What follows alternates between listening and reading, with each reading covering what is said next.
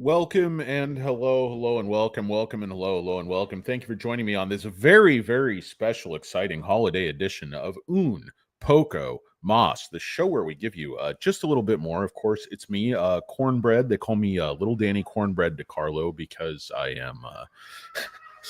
am moist, doughy, and I crumble under pressure. Sorry, guys. We got the fire department, the ambulance, the whole emergency services going by outside. Not sure what's happening. But, of course, my office is deep in the inner city, deep in the ghetto. Just like Elvis, in the ghetto. Hey, what's up, Tobias? How you doing? Everybody's been out. Guys, I have not been feeling well, been really busy. Just really don't care about making videos that much, but I kind of got a lot of people into this stock, and people are asking me, how high do I think it's going to go? Is it running out of steam? I'm just going to give you my short answer. It's absolutely not running out of steam. It's got a lot more upside, and there's a lot of reasons why I know that's true, or I don't know that's true, why I simply think that's true. A lot of people are also saying, hey, I'm short the stock. I'm just trying to pump the stock to then go short. It's absolute gibberish. I don't know. I'm pure long the stock.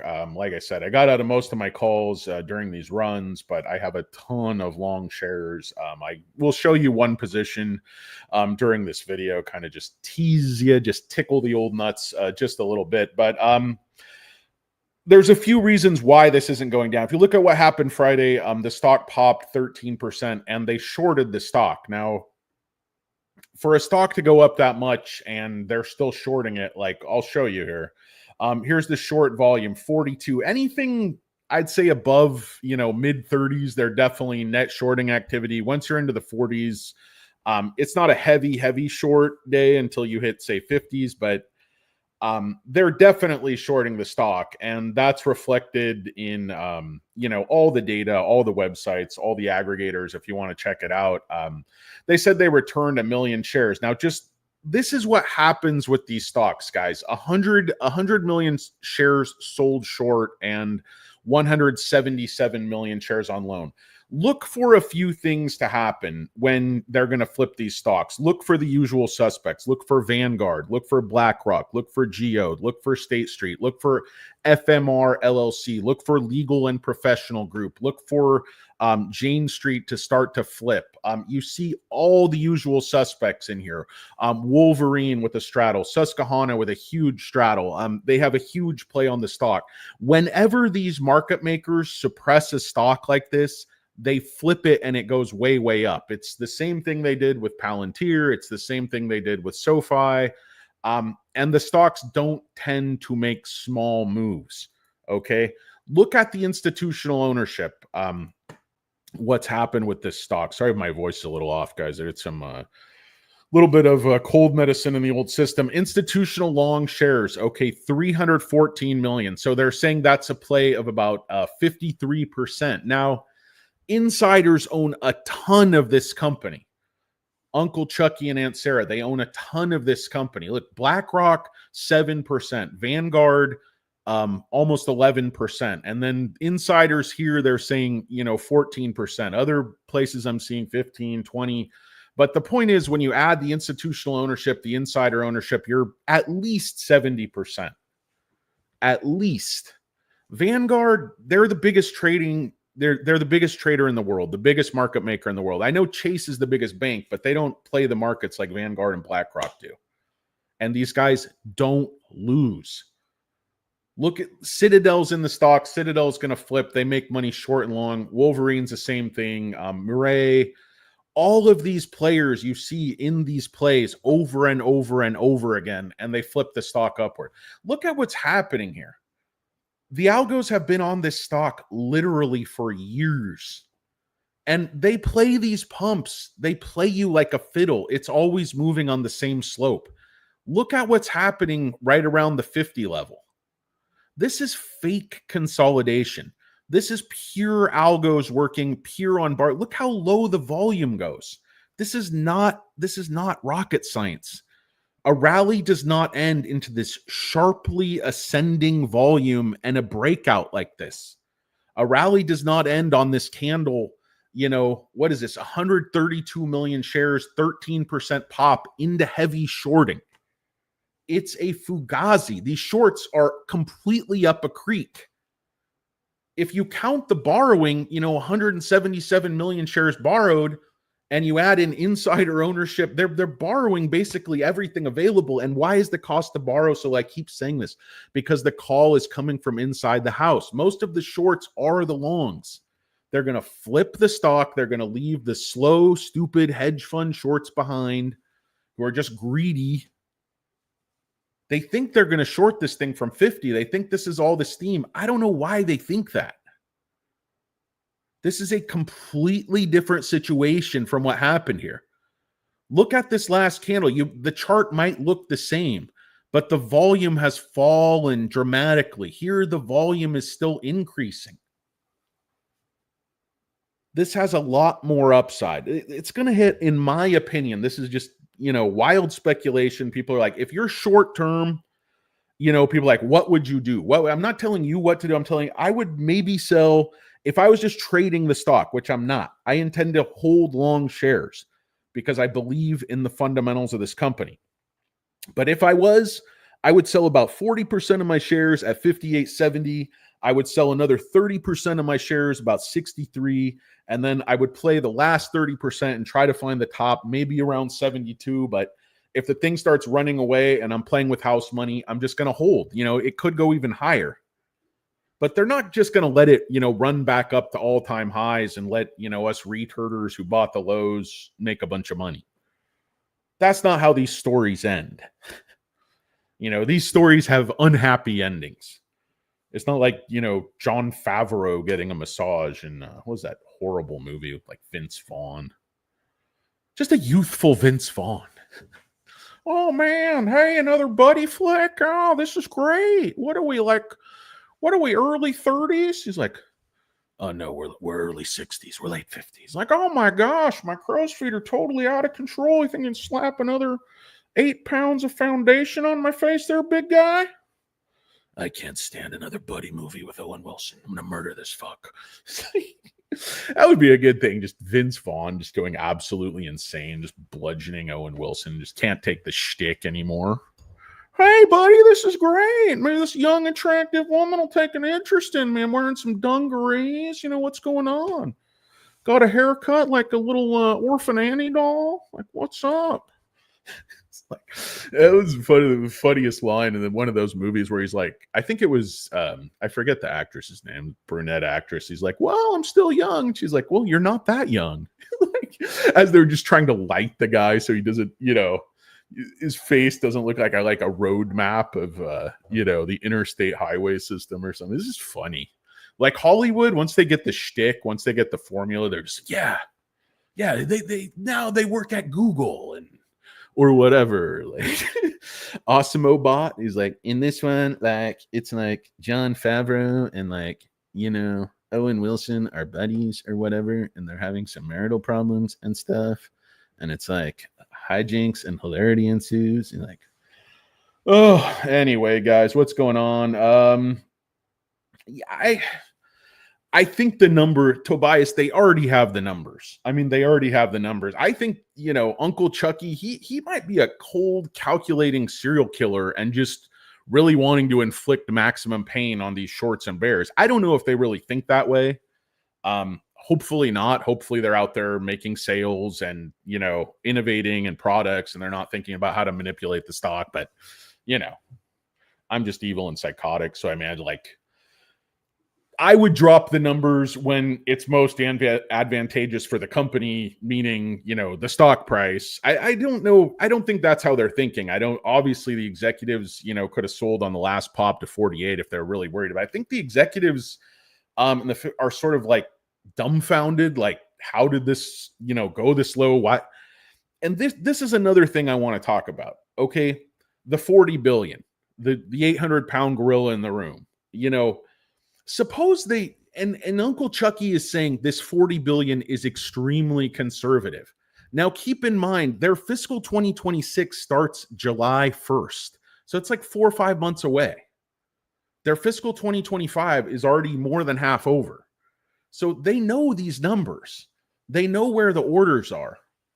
This is not like a ton of speculation here. I mean, these huge data centers are planned a bit in advance. You know, you have to allocate a bunch of capital, you have to have a location, you have to have a bunch of infrastructure. Although Supermicro is great at getting these things activated much quicker than their competitors, it does take time. So I don't think he's guessing, and he's saying like, listen, 40 billion is very conservative. So you have the CEO saying 40 billion is conservative, but just suppose, just indulge me. Lend me your ear, friends, Romans, countrymen, short people, fat people, tall people, degenerates, pikers, shoeshine boys. Run on home and get that shine box and listen up. Get your noise canceling headphones out, folks, because this is very, very important. Suppose they miss by 20%. That 40 billion. Now, again, this is right around the corner. So he should be able to forecast this thing pretty well. And though the CFO, you know, he seems to have done some very shady bullshit in the past, allegedly, the guy sounds sharp. He sounds sharp. I like, you know, he had a good command of the numbers. He had really good answers for the analysts that were pushing back on their assertions. Do you want to question the veracity of my assertions? How dare you? How dare you, sir?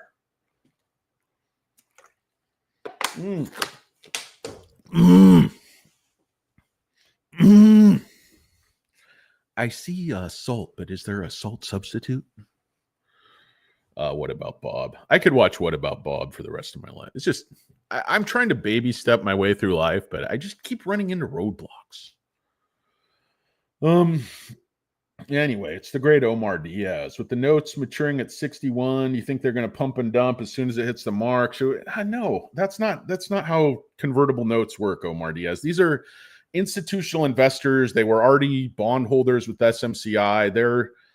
They're long term. These notes are going to play out. I think the corporate investors, the bondholders, the senior secured note holders, whoever, you know, I don't know if I'm getting all the terminology correct, because I know they modified one, you know, group of note holders. There's a new group of note holders for the 700 million. These are not fire sale terms. These are blue chip terms. I think all these people are kind of shaking their head, wondering what the hell's going on here with this drop to 17. This Hindenburg, this Ernst & Young. I think Ernst & Young might have just had a bee in their bonnet. Didn't like the cut of Uncle Chucky's jib.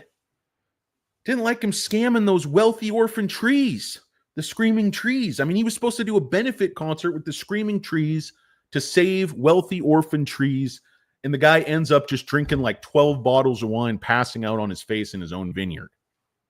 And Aunt Sarah's there shaking her head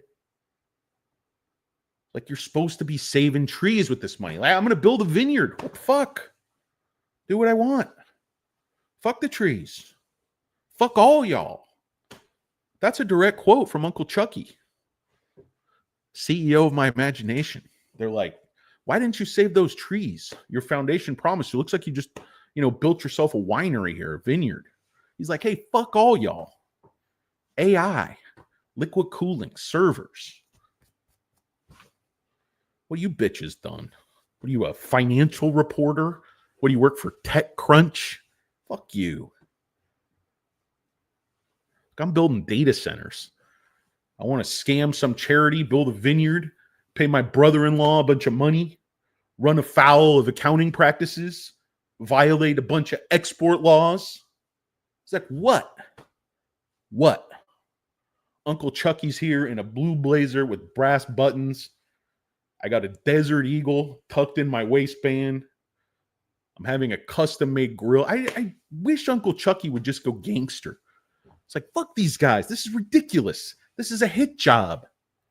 They don't like me because I'm successful and good looking. And I drink a lot of good wine. They don't bother Kevin O'Leary, that bald asshole. I like good wine. I just like wine. Well, yeah, fuck off. The Robert Hershkovich. I'm sick of these Shark Tank guys. You in your fancy shoes, sitting up on a high stool with your legs crossed, you know, wearing pants that are too short, no socks, some like $3,000 pair of shoes. Fuck you. I've had enough of everybody. I'm cleaning out my closet. One more time. Ugh. Anyway, guys, does anybody have any idea what I was talking about? So bottom line, 13% gain into shorting, 40 billion. Even if they miss that 40 billion by 20%, they'd still be at 32 billion. Analysts were looking for like 28.6. And everybody's making a big deal, 23.5 to, 24.5, whatever it is. That's incredible growth.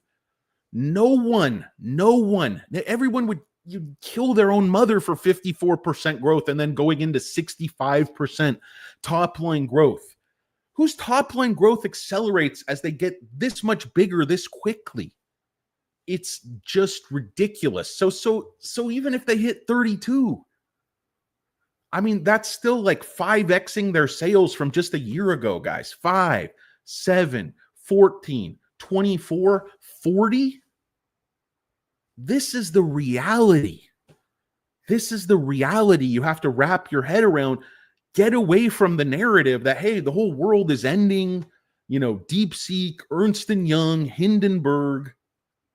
And when they file, the numbers are going to show the growth is there. Yes, the EPS is not growing rapidly, but they're making a huge investment. You're like, well, this thing in Malaysia is just, Kurtz going off into the forest or whatever. This is an unfrozen caveman lawyer here, folks. This is real life. This is not David After Dentist. Oh, what's up, Marco? The great Marco Guzar. It's Danny Dabbs. It's your old buddy.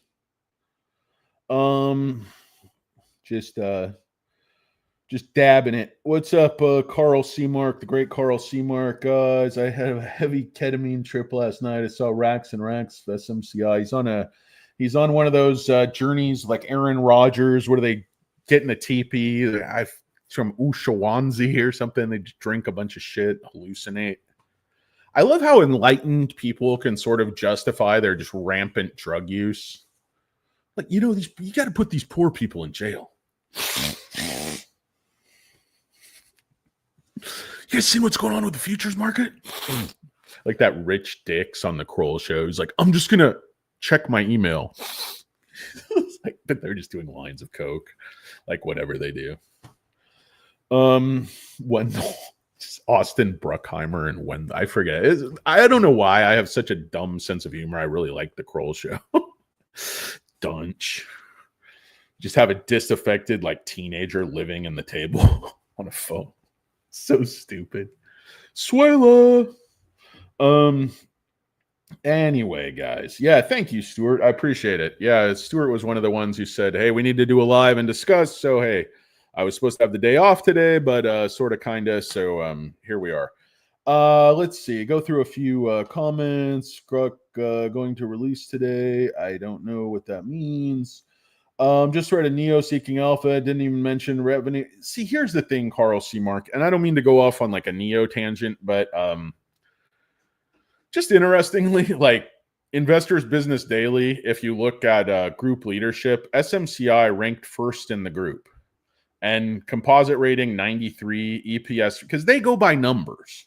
So, and I know it is very frightening that the, auditor quit and they haven't been able to file. Those are very bad, negative, risk on, propositions. I mean, nobody's trying to say those are good things. Those are very bad things, but there's degrees of bad. Like Kramer just believes in black and white, bald and hair. He doesn't believe in sort of a nuanced hairline or a comb over, that sort of thing. Because everything's for the charitable trust with him. He's all heart. He's all heart. He's 90% bald and 100% heart. It's all for the charitable trust. Whatever. Who cares if I'm the worst stock picker in the world? It's all for the charitable trust. Anyway, so SMCI ranked first in the group. If you look at the actual growth and the actual profit, and you start to compare these multiples, they just don't make any sense. So if they miss their guidance of 40 billion by 20%, they're at 32 billion. I mean, the market cap of the entire company is less than that. That's next. It's still at 28 billion. So you're trading under 1x forward sales. And the PE ratio is going to start to look very, very attractive in fiscal 2026, which, reminder, starts, July of this year. So 2026 sounds like a long time out, which it's really not. I mean, it's really 10 months out, but their fiscal 2026 only 4.5 months out. So I think the forecasting is, quite a bit more reliable because you're 2 quarters closer to that starting line. But yeah, a lot of people, like I said, a lot of people are like, hey, I'm short the stock, this and that. I mean, I don't know. Am I short the stock, or do I have, does it matter if I have 5,000 shares or 10,000 shares or whatever the point is, or how much I made on options? I'm not short the stock. So I'm just saying, like, I have no short position on the stock, and I'm not a liar. And you guys don't matter because you don't have enough money to matter, and neither do I. I mean, there's billions of dollars in the stock. Look at the trading. I mean, they're trading 130 million shares, 150 million shares. Do the math on how much money that is. You think some, broken down, middle-aged, fat piker douche such as myself thinks he can affect the market and through this U-turd channel? And I'm sick of U-turders. I'm sick of myself more than anything. But my point is, guys, I'm long this stock. I'm 100% long the stock. If I go to sell my shares, if I hedge, if I, get worried, that's what I'm saying. I'm not trading the stock. See, I trade calls. I trade calls because there's so much leverage, there's so much profit in it. If you're gonna trade in and out quickly, you may as well make a whole shit ton of money. Oh, thanks, buddy. The great Nautilurker, the great J Money. That's why he's the best in the business, folks. And you might be saying, where can I get one of those limited edition Nautilurker trucker hats? You can't. You can't get one. No, maybe I'll give one to Nautilurker since his name is on it. But the great J Money. And I don't know if the great, equally great Alberto Berti Avilés is here, or the equally great Alberto Berti Avilés' fictitious nephew, who he once gave a wrench to and we never saw again. I think he went off to Tijuana, probably fell in love with a hooker. Was a mistake, just like the grave dancers. I fell in love with the hooker. Was a mistake. I don't know. I love Soul Asylum, guys. What a great record. What a great record.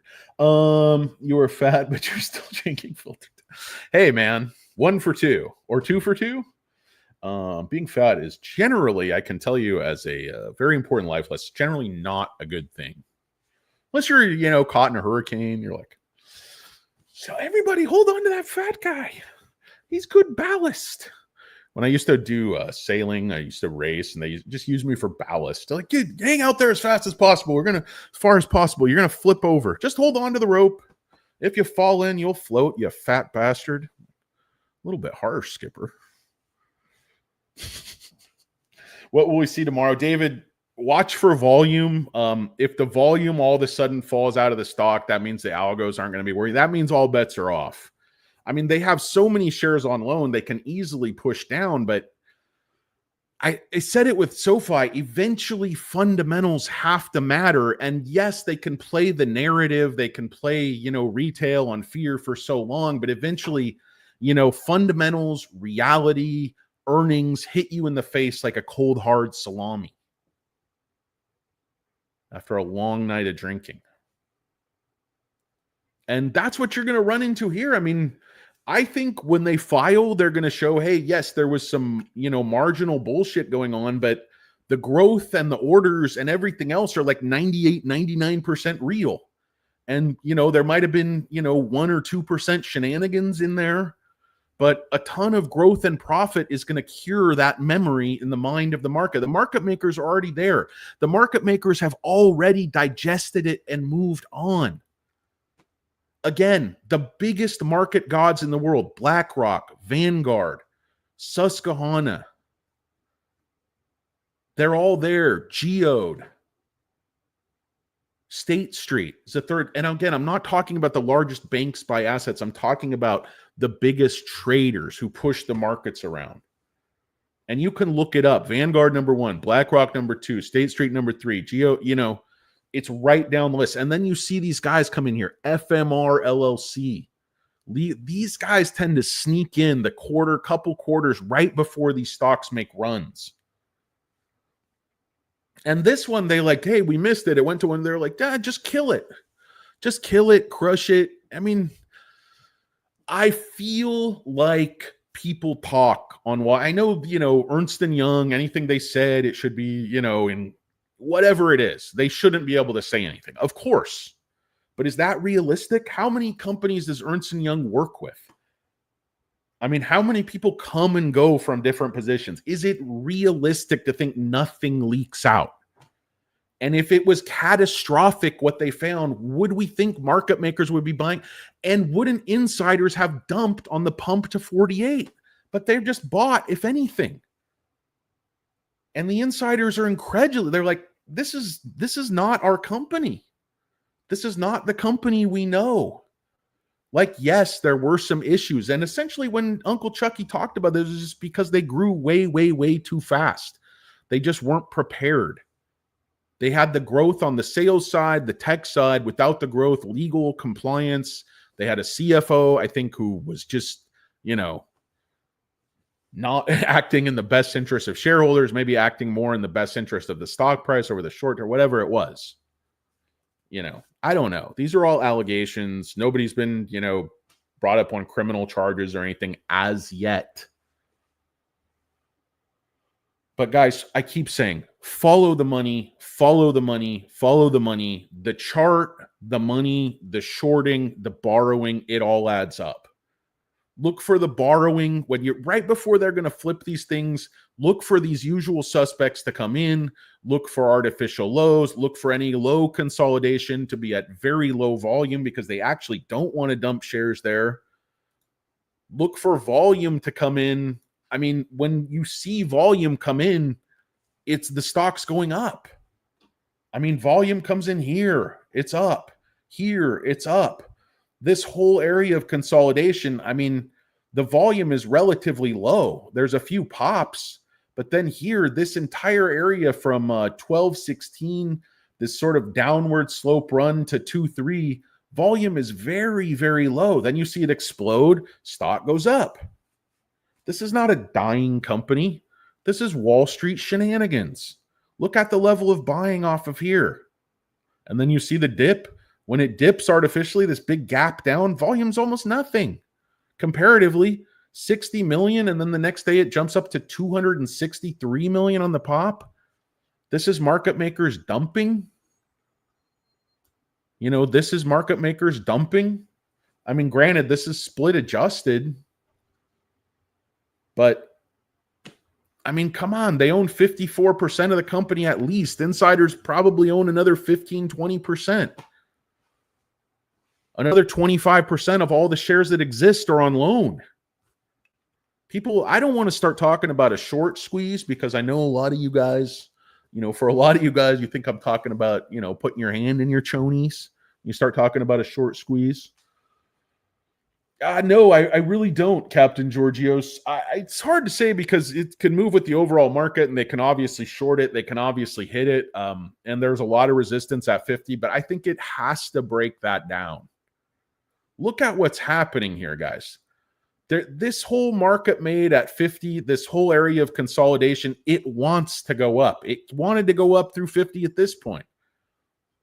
They shorted back down. It wanted to go through 50, Friday. It would have easily gone through 50 if they weren't shorting. Market makers just haven't found that perfect time to flip the stock.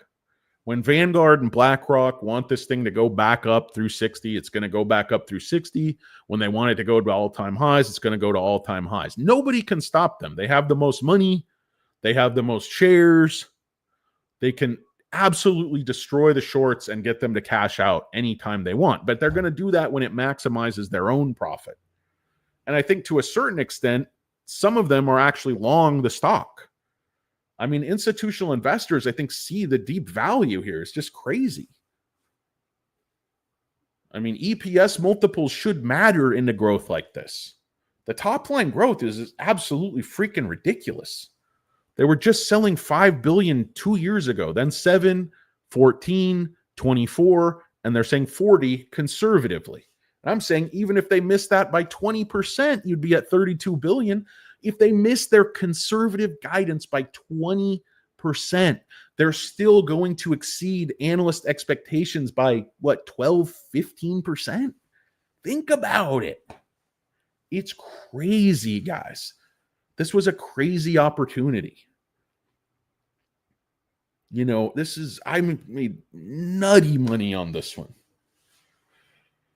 But, you know, the risk is there, guys. The risk of them not filing, the risk of them being delisted. But I think it's very, very clear one of the major FUD points was that they're going to be desperate to raise money because they can't serve. There's absolute gibberish, nonsense. Their inventory came down. They sold through inventory. Their accounts receivable came down. They have more. They have a healthy cash balance. They actually don't have that much debt. And it's clear that they can refi that debt and raise more money on very, very favorable terms, I think, whenever they want. Especially after this filing, you know, removes all the doubt of delisting, which I think it has to. I don't think BDO would have let them come out there and do this business update, which, if you know about accounting, they have to know the numbers for the yearly and the first quarter to give you these numbers for the second quarter, because accounting is all cumulative. There's no way they could give those numbers without knowing everything that came before and at least having it pretty well hashed out. They might not have got all the way there, but you don't think market makers know which way the wind is blowing? You don't think the insiders could have dumped out of this stock in the 40s if they thought it was going back down to zero or being delisted? I mean, sometimes there's smoke and there's fire, but it's how much. This could be, you know, 95% smoke, 5% fire, and 80% bullshit. This is a tiny wang shorting energy. This, of all the shorts I've seen, they have a tiny, tiny wang energy on this stock. These hedge funds are coming in. It's just meh. Anyway, guys. What's going on, Mr. Premium of the Option? Hope you're doing well. Clap my dog, everybody. Captain Giorgio sold at $39.50 and now want an entry point. Giorgio's, yeah, I mean, that's a tough one. I mean, I would look for, my opinion, I think the best you're going to do is like 42 if you get a pullback. Unless they don't file, and you know, then of course all bets are off. It's going to crash. But assuming everything goes relatively to plan and they just short and push back down a little bit more, stop more people out, institutions want to buy, you know, more shares. Obviously, the shorts are going to have to cover at some point, you would think. But like I said, the cost to borrow still being zero. There's really no harm in them just, you know, keeping all those shares on loan in case some bad news drops. They can, you know, just short the piss out of the stock. Brian McLevin, I think 120. It's like I said, guys, I don't want to get into these big numbers. I think they're extremely possible. I don't want to get, you know, back ahead of myself up here and say, hey, the stock's going to break through 92 and go to all. But if you really are honest about it, this is really where the consolidation was. This pure drop all the way down here, I don't believe any of this. I believe this is all schmutz and nonsense, and this is really where the meat of the market is. I think this thing definitely, not definitely, but my opinion is it goes back into the 80s, you know, probably by the end of this year. Probably by the end of this year. You know, Q1 2026 filing, their July, August, September. If that's, you know, 10 billion, it will probably won't be 10, but if it's 8, whatever it is. Guys, hold on one sec. I got to end this broadcast soon anyway.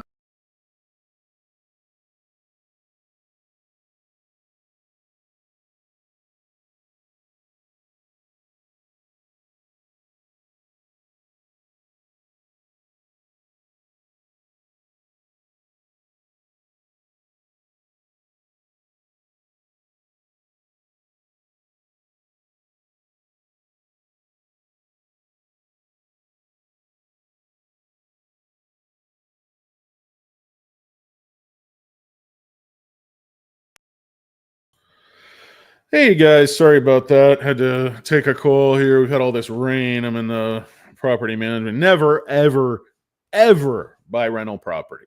Don't flip houses. Everybody on TV, it looks like you're going to make money. You're not going to make money. You're going to lose money. You're going to go broke. The carrying costs are going to crush you.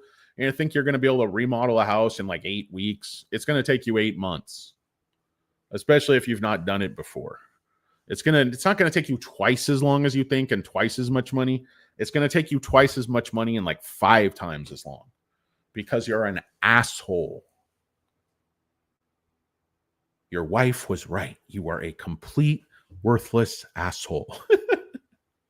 No, I'm sure you're good. You're good people. Anyway, guys, I got to get the hell out of here. I agree with you, Stuart. I think it's going to go way, way up. I just don't want to make wild speculation and sound like a raving lunatic. But wasn't strong in Europe. Yeah, I haven't read, but don't. These algos are running here. Implied SMCI price at the end of this week is $45. $35. I can't tell you guys when to buy or sell. If you think this is good, 35, where's 35 here? So they think it's going to fall back to right here. It's just back to square one again. I completely disagree. If there's some, notion that they're not going to file, it's possible. But again, they're saying 40 billion this coming year is very conservative.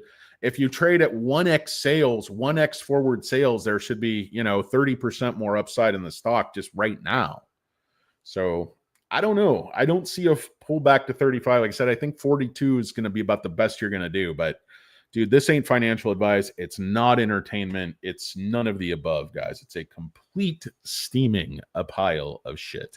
Anyway, guys, I would really like to thank the great Billy Jack. He feels so alone, but he's a great chef. Of course, the great Jorel Lim. I think it's going at least high 60s, but, I think it's worth, if they're growing and they actually hit 40 billion, they're growing with that type of growth rate. It should be trading like at least 3 times forward sales, back to all-time highs, off with their heads. Anyway, guys, I want to thank the great Not a Lurker. I would like to thank the great Alberto Berti Aviles. I want to thank all of you guys for watching. Of course, the great Billy Jack Sublano. 35. Yeah, it might drop, guys. Stocks tend to do that. So anything with high reward is going to be high risk. You don't get one without the other. Anybody who tells you there's a free lunch is just lying to you guys. It's un poco mas. I really appreciate you guys watching, and we'll have to see what happens tomorrow. Whatever it is, it's going to be wild. Peace. I'm out.